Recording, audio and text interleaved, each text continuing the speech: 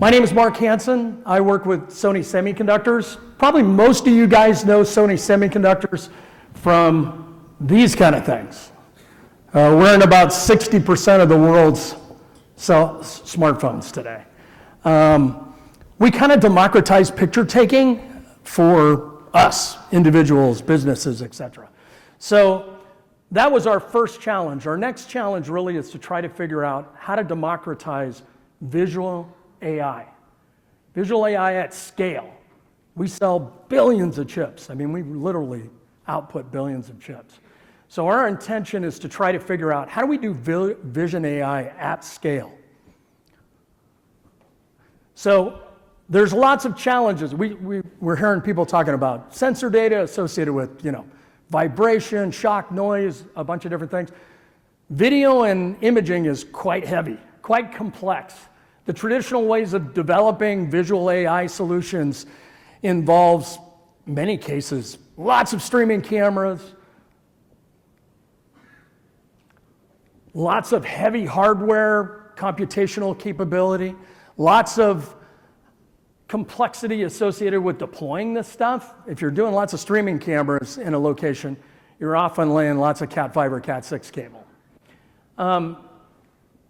There's also significant power requirements associated with this. You got 1,000 streaming cameras, you probably need 50 edge servers to manage that. Or you need what I would call higher end smart cameras that have a GPU and CPU in them, which they're typically going to have significant power utilization as well. There's also lots of issues with the latency. It was mentioned a couple of times, especially if you're doing things where you've got fast movement associated with what you're doing. And there's tons of privacy concerns. Okay, video and images. It's all of our personally identifiable information distributed in some way and utilized in some way.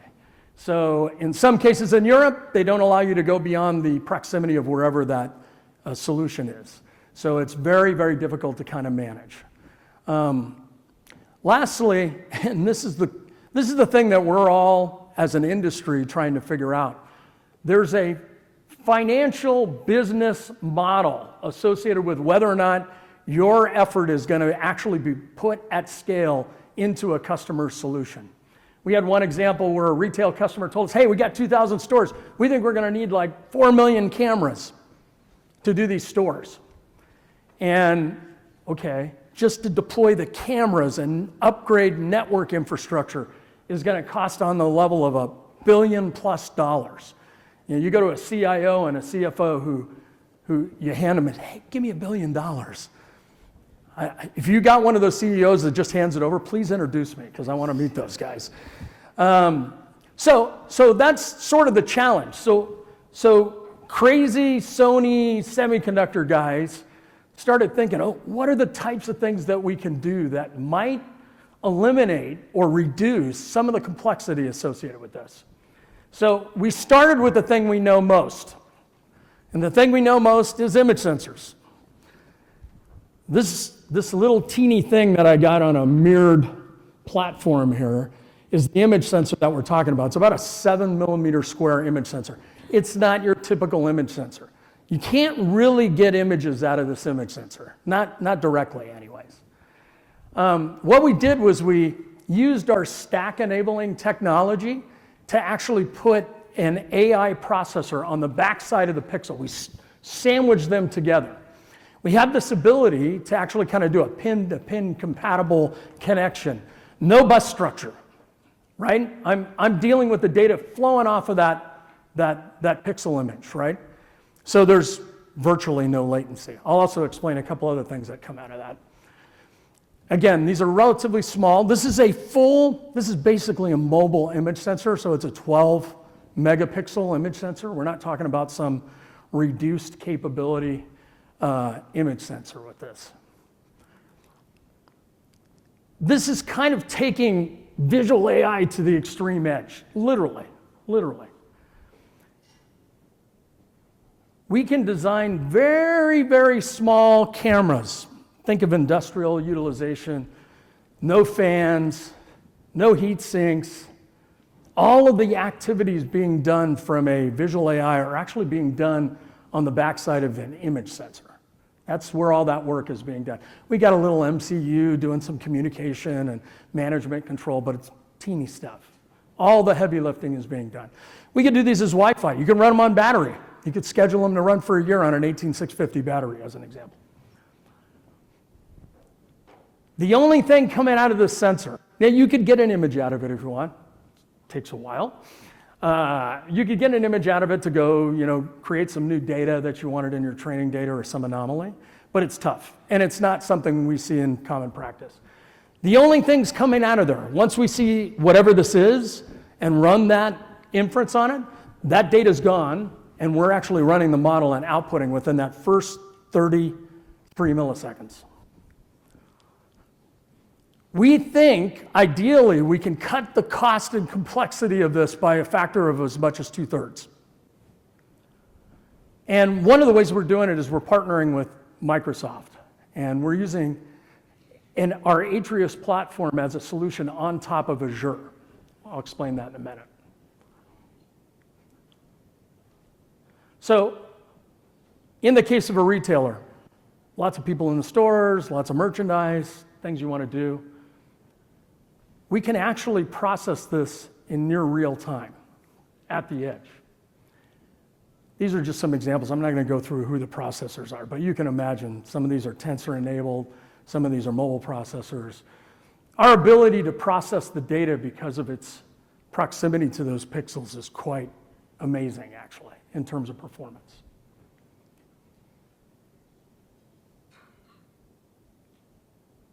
So what I want to do is, instead of telling you, I want to show you some things that we can do. There's two videos here, side by side. The one on the left is an Atrios compatible IMX500 camera.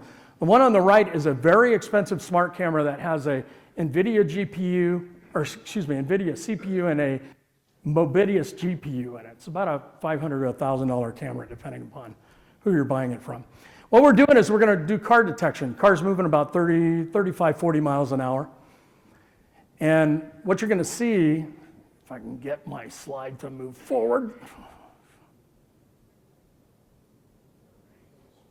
Can you try it there manually? There it goes. Okay, so what you're going to see is they're both going to detect cars. They're both pretty good at detecting cars. The difference is the smart camera has to take an image off of the sensor or camera module, put it through a MIPI bus, put it through a CPU, put it through your GPU, and then figure out how to bound the thing. The one on the left, the Sony one, it's a very simple model. It's just identifying a car and putting a bounding box around what it is. The one on the right, very expensive, very high performance, can't keep up with it, a very simple model. I could create an AI model that does vector analysis and determines and predicts where the car is going to be on the bounding box. That's a complicated model. This is very simple. Very, very fast, very efficient, because we're doing it within the first frame that we capture, we can put it around it. I'll do one other example here. Let's see if I can get it going. Can you go ahead and click that for me? Okay, click it one more time. So we got logistics guys. They want to do packaging. Packages come in all different angles. You can't use a laser-based reflective solution. You got to do a capture and figure out where the barcode is and then send the region of interest data out to actually read the barcode. You got to be able to get the bounding box around the barcode in order to enable that capability, as an example. The other thing that we do is we don't send out any personally identifiable data. So the nice thing about that is the only thing that's coming off this image sensor is actually, you're going to have to hit that one more time. Yeah, there we go. So on the left is a smart camera enabled, the one I talked to you about a little earlier. That's got a human pose detection overlay on top of a video feed, sending lots of personal data all over the place. The one on the right, that's an IMX-enabled Atrios camera. The only data coming out of that is that pose detection, vector data. That's it. So really, there is no privacy concerns in some sense, because I'm not sending that data out, as an example. You can go ahead and click it one more time. One more time. So, and we're doing it through the cloud. We're doing it partially because the management controls that we want to put in place to enable folks are similar to the kind of management controls they're going to be doing for directory services and other things like the IT managers are doing. So that's why we're kind of using the cloud in the first implementation that we're doing. I heard somebody question that.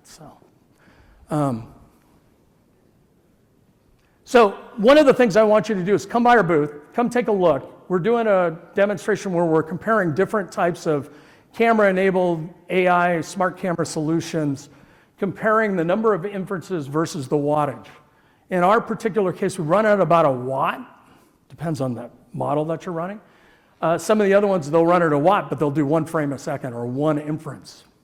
We can do up to like 50, 60 frames in that same time frame, and be able to do it at a much lower power consumption. Raspberry Pi enabled solution, I think, runs at about 3.5, 4 watts. It's about the same performance from an inference point of view, but we can do it substantially more effective. Yeah, give me a new one. There you go, battery's out. So what is Atrios? Atrios is a management solution, basically, that enables you to easily access managing this device, enabling it to work over the cloud. How do I get this device connected? There's no buttons. It's a PoE enabled. I just plug it in. How do I get it connected to the right network? Just put a QR code in it when I power it up, sending the network information, and it's connected. We have 2 versions of Atrios. One is a enterprise level application that resides on Azure. So if you got a customer who's got an Azure tenant, they just load the app on there and they've got that capability. We just announced, actually right before the show, our developer version of Atrios, which enables you guys to have direct access without having to have an Azure tenant, essentially. And what does Atrios include? Well, Atrios includes a bunch of things. It includes enrollment, management, deployment, creation of AI models. You can create them through that. I'll tell you 2 ways you can create the models in a second. You can train models. You can also do checking of the data, status of the camera, et cetera, et cetera. Those types of things you can do via the console. We'll also have a marketplace, both in Azure and in Atrios, that enables you guys, if you're an AI developer, you want to build a model for this thing, we'll put it up on the marketplace and enable you guys to sell that via that marketplace. We also have 3 different SDKs. We do not build the cameras, by the way. We only build the sensor. We got third-party vendors that are building devices and cameras enabling these capabilities. So we've got SDKs to enable them to do that. We've got an app cloud and localized app API that enables them to go, an SDK that enables them to develop their apps and combine them. And we also have a cloud SDK. There we go. As I mentioned, there's 2 different versions. One doesn't require a tenant. They're basically the same enablement. It's just a matter of whether or not you need Azure as your own tenant first. So, the other thing I wanted to mention is our partner with Microsoft. So we're talking about what makes a successful capability with customers to consider edge devices. We just talked about that, right? One of the things that we did was we went to Microsoft. They have a connected store environment. It actually looks like a grocery store. And we actually have a setup in their labs where we're doing on-shelf availability. And actually, I'll show you a little video of this, see if I can get it going.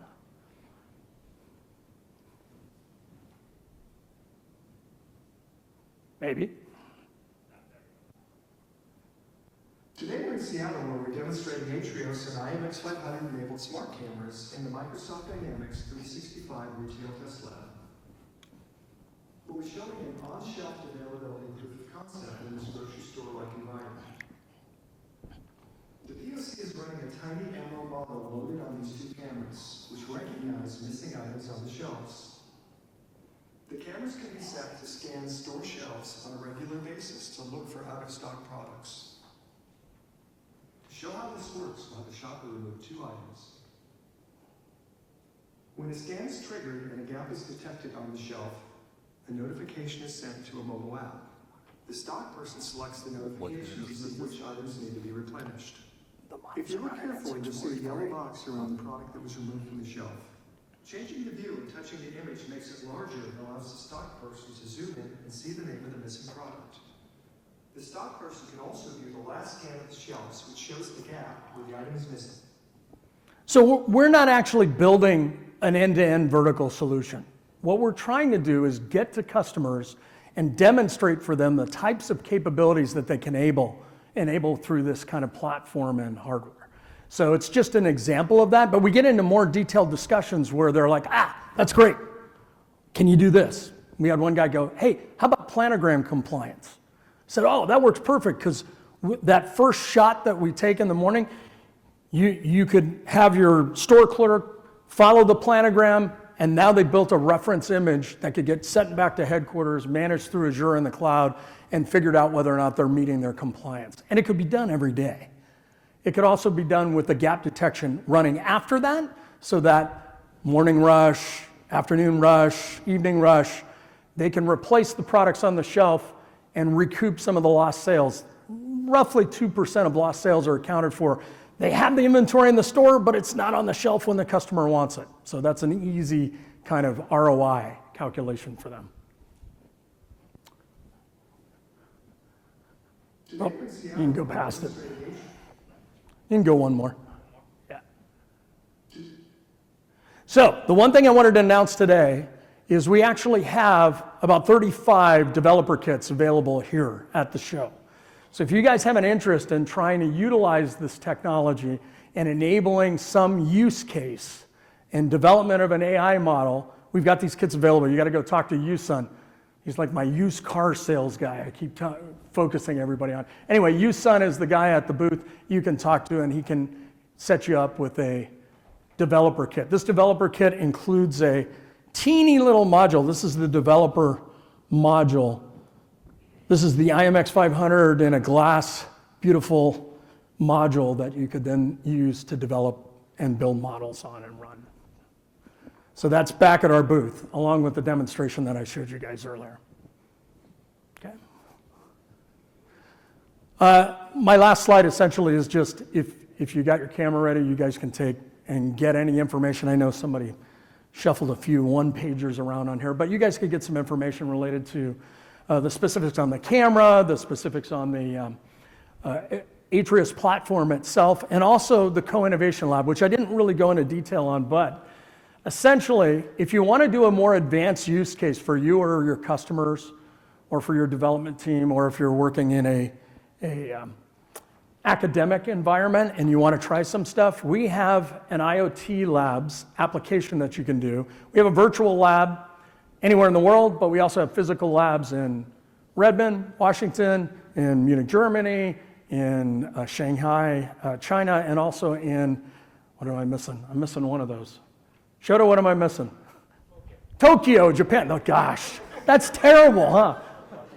You know, I haven't been to Tokyo for 4 years, so that's probably why. Not top of mind.